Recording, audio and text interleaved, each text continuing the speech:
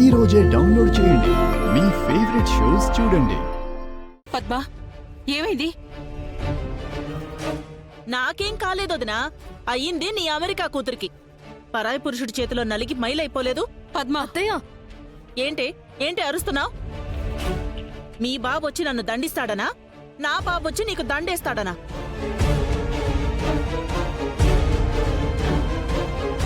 అక్కడ ఏమీ జరగలేదు, నన్ను ఎవరు ఏమీ చేయలేదు అని ఎన్నిసార్లు చెప్పాలి మీకు? ఎవరు చూసొచ్చారంట? ఆ మేమంతా వచ్చి చూసేలోపు నువ్వు చెమటలు కక్కుకుంటూ రాలేదు? ఓ 2 నెలలు ఆగితే నిజంగా కక్కవు. తెలియకుండా మీరు మాట్లాడకండి. సిగ్గుపడకుండా ఇంకా ఉక్రోషపడతావేంటే? ఆపు పద్మ.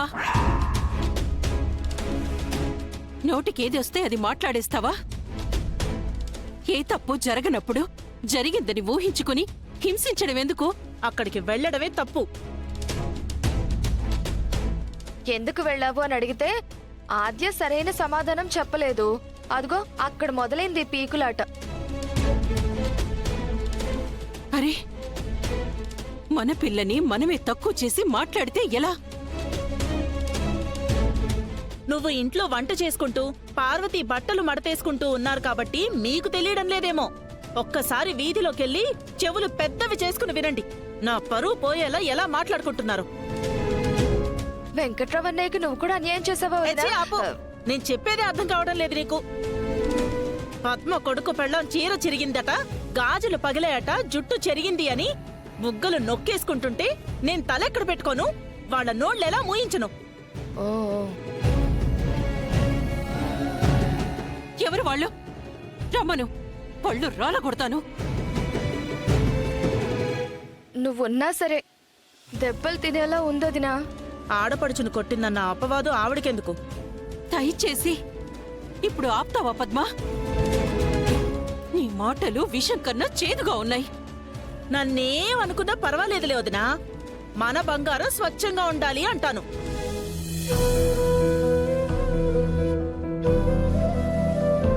నా కొడుకుని అమాయకుణ్ణి చేసి ఆడుకుంటుంది. ఆ రక్తం నీది కాదు కదా వదినా. ఆద్య నీకు పెంపుడు కూతురే కదా. కానీ అది నాకు, నా కొడుక్కి పెళ్ళాం. దాని పోయినా అది ప్రశాంతంగా ఉంటుందేమో. నా పరువు పోతుంది ఇక్కడ. బయట నలుగురు పలానా సీను పెళ్ళ పద్మావతి వెంకట్రావుల కోడలు అంటున్నారు కానీ నీ ఇంటి తాలూకా అనట్లేదు కదా. ఏ ఇంటికి నష్టమైతే వాళ్లకే నొప్పి తెలుస్తుంది. ఆ మలినమైన చేతులతో పూజ చేస్తే ఈ ఇంటికే అరిష్టం. ఇలాంటి దాంతో కాపురం ఎలా చేస్తాడో, చిచ్చి.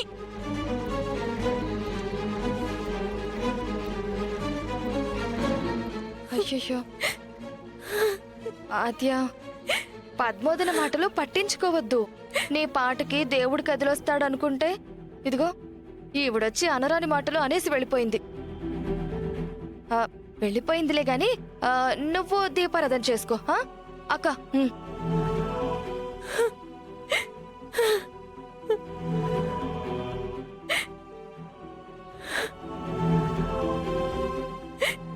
నువ్వే వెలిగించు పెద్దమ్మ. ఆజా, లోకులు కాకుల్లాగా అరిచినంత మాత్రాన అబద్ధాలు నిజాలు కావమ్మా. ఇదిగోమ్మా, ముందు దీపం వెలిగించు, వెళ్ళు. చీకటి కమ్ముకుపోయిన పద్మ బుర్రలోకి ఈ వెలుగు ప్రసరించాలి. వెళ్ళు. వద్దు పెద్దమ్మ, నువ్వే వెలిగించు ప్లీజ్. ఆజా, ఆజా.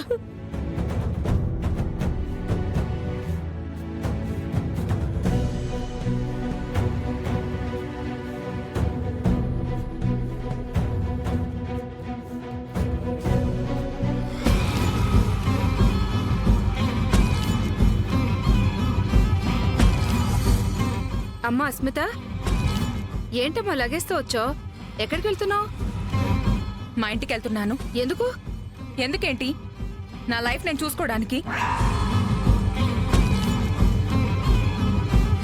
పెళ్ళయ్యాక భార్యాభర్తలు కలిసి చక్కగా కాపురం చేసుకోవాలి. అంతేకాని ఇలా ఎవరి జీవితం వాళ్ళు వేర్వేరుగా జీవించాలనుకోకూడదు. అలా చేస్తే ఆ పెళ్లికే అర్థం లేకుండా పోతుంది. అసలు పెళ్లి జరిగితేనే కదా అర్థం పరమార్థం ఉండడానికి.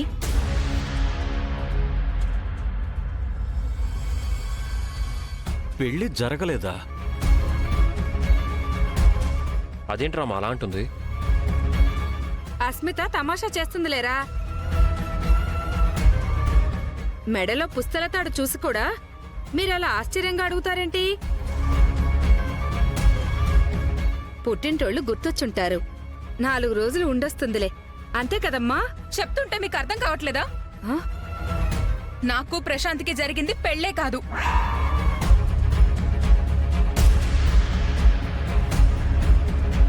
ఇదంతా మేము ఆడుతున్న నాటకం.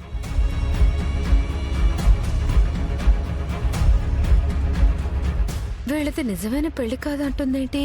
అంటే ఆ 1 కోటి రూపాయలు రేపొస్తాయనుకున్న ఆస్తంతా 3 నాళ్ల ముచ్చటేనా? అలా జరగడానికి వీల్లేదు. అంత మాట అనకమ్మా. మీది పెళ్లి కాదు అని అంటే విని తట్టుకునే శక్తి నాకు లేదమ్మా.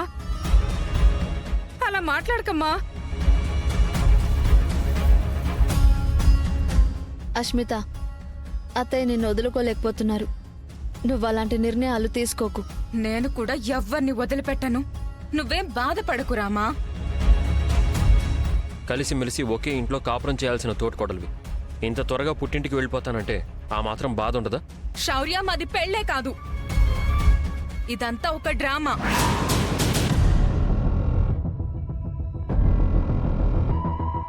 మీకింకా క్లారిటీ కావాలంటే మీ తమ్ముడితోనే చెప్పేస్తాను, ఆగండి.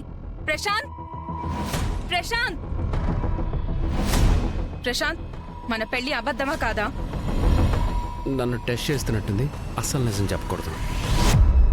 ఆహా, ఆ, మన పెళ్లి అందమైన అబద్ధం లాంటి నిజం అస్మిత.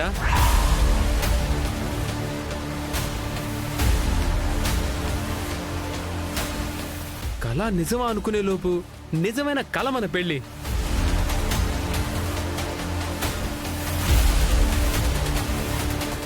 ఒరే, కాస్త అర్థమయ్యే భాషలో చెప్పరా.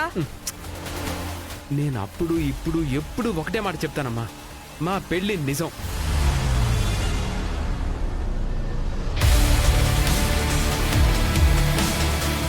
మా జంటని ఎవ్వరూ విడదీయలేరు. నువ్వెవరికి భయపడక స్మిత, నీకు నేనున్నాను. అమ్మయ్య, మాకసలు పెళ్లే కాలేదని పుట్టింటికి వెళ్ళడానికి తయారై వచ్చిందిరా నీ భార్య. హ? అవునా? వయ్యాషు, నీ ఓవర్ యాక్టింగ్ ఆపుతావా? మన పెళ్లి నిజం కాదనే నిజం నేను అందరికీ చెప్పేశాను.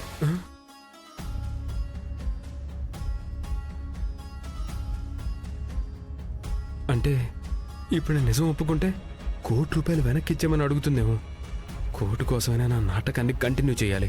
అదేంటి అస్మిత అలా ప్లేట్ ఫిరాయిస్తున్నావు? బంధువులు ఎవరూ మనతో లేకపోయినా పంచభూతాలే మన బంధువులుగా, గుడి గంటలే మంగళ వాయిద్యాలుగా, దైవ సాక్షిగా నీ మెడలో 3 ముళ్ళు వేసి నిన్ను నా భార్యను చేసుకున్నాను.